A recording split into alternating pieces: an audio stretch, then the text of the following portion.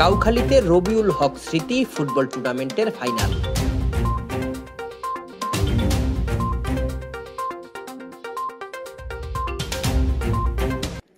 কাউখালীতে মরহুম মোহাম্মদ রবিউল হক মেম্বার স্মৃতি মিনিবার নাইট ফুটবল টুর্নামেন্ট 2024-এর ফাইনাল ম্যাচ অনুষ্ঠিত হয়েছে। শুক্রবার রাতে নাইল্লাছড়ি উচ্চ বিদ্যালয় মাঠে অনুষ্ঠিত ফাইনাল খেলায় মুখোমুখি হয় উত্তর নাইল্লাছড়ি ইয়াং সোসাইটি ও নাইল্লাছড়ি সুপার কিংস। খেলায় 1-0 গোলের ব্যবধানে জয় নিয়ে চ্যাম্পিয়ন হয় নাইল্লাছড়ি ইয়াং সোসাইটি। পুরস্কার বিতরণী অনুষ্ঠানে প্রধান অতিথি ছিলেন উপজেলা বিএনপির সভাপতি জাহাঙ্গীর হোসেন।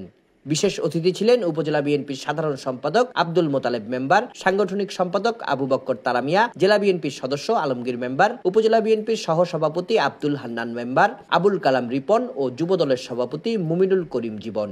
অনুষ্ঠানে কলমপতি ইউনিয়ন বিএনপির সভাপতি নাসির উদ্দিনের সভাপতিত্বে হাজী মহরম আলী, মোহাম্মদ নাসির উদ্দিন, যুবনেতা আক্তার হোসেন, ছাত্রদল নেতা আরাফাত হোসেন, স্বেচ্ছাসেবক দল নেতা মোহাম্মদ সাফায়েত হোসেন সহ অন্যান্যরা উপস্থিত ছিলেন।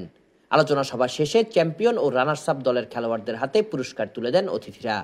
Desk report, CST TV।